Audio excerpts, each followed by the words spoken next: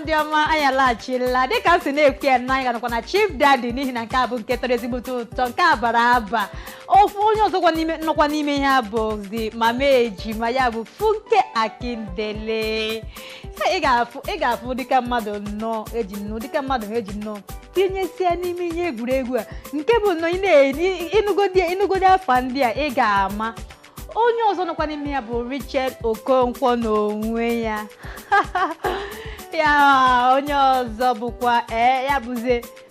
onye ọma onye nke a na ọ na-akụte egwu akụte onye nke a bụ onye na-akpọ Falz the Bad Guy ị ga-abụ otu Falz m ji nọọ plechi rolu nke ya nọ ife niile abanye ọ bụzi Nnedu Wazobia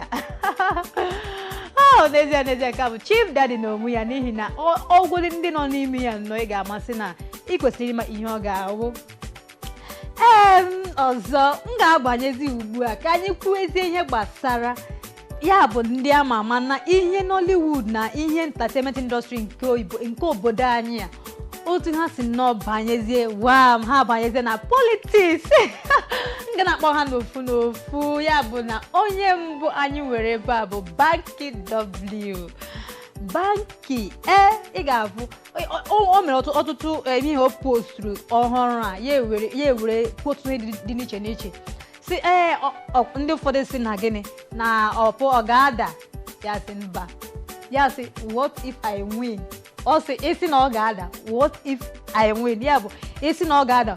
then o mechakwanụ nnọọ win ka ihe ga-emenụ well nwana si ya good luck onye nke ịbụọ bụ Desmond Elliot n'onwe ya Desmond Olushola Elliot onye nke ejela afọ 4 ọ sị na ọ chọkwara ijekwa afọ 4 ọzọ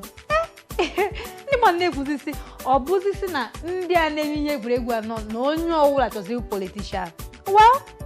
onye ike ruru nnọọ ya jebe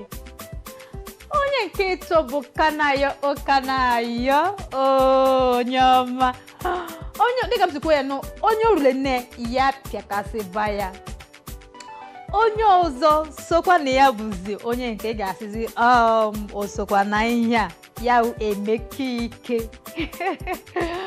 Emeka Ike nọkwa nọnadọ nke ya na pati YPP ya bụ Young Progressive Party ya bụ ebe ahụ ka ya nọ na-azọkwa nke ya ị ga-afụgbu n'isi mbụ Ketensho jego nke ya n'isi mbụ onye dịka afọ gara aga ha afọ 2015 ya wereze dazie na primaries ya sizie mba na ọ ga-etinyezi aka ọzọ mana ọkwe ndị ọzọ dakwaranụ mgbe ahakwa ha pụtakwa kịta si na ha ga-agbakwa ya onye nke ọzọ m ga-akpọ n'ebe a bụkwa Yul Edochie onye ka na-agbazi nke gọvanọ na gịnị congratulations in advance n'ihi na ihe ọbụla nwere ike ime ndị mmadụ na-ajụzi si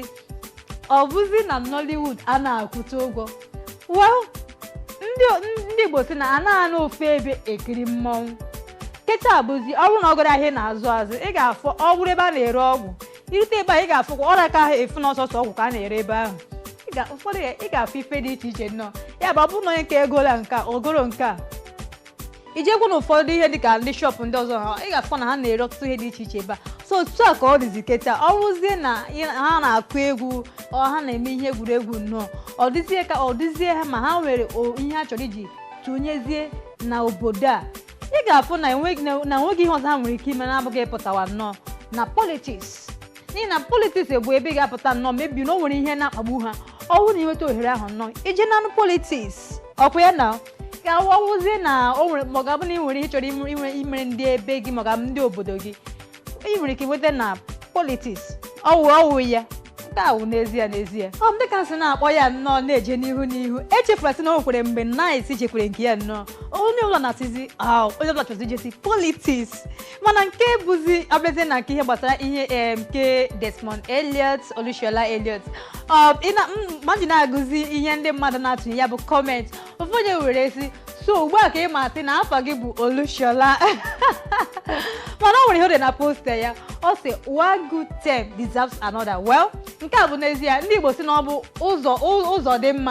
ụzọ dị mma agaghị nga ịbụọ nke a wee eziokwu ya bụ na ọwụ amazi ihe ọ na-akọwazi na nke a ọ na-akọ amakọ m ọ na-akọwazi na mebi na o nwetara uru dị iche iche n'ime ya ka ọ bụ na o mere ọfụma n'ihi ebe o mere ọfụma ka o jezie ọzọ ka ọ bụ na ọ na-emezi isi na ihe nrite dị n'ime ya nnọọ na o kwesịrị ijekwe ọzọ ihe ndị mmadụ na-azịzi ịma na aha gị bụ Olushola Elliot n'ihi ọtụtụ n'ime ha bifo amacha na ọ nọwo Yoruba ọ na-azụ nke under APC well o nwere ike inweta ihe pasị kwa ọzọ n'ihi na dịka o si kwuo ọ sị one good step deserves another one ọkwụ ya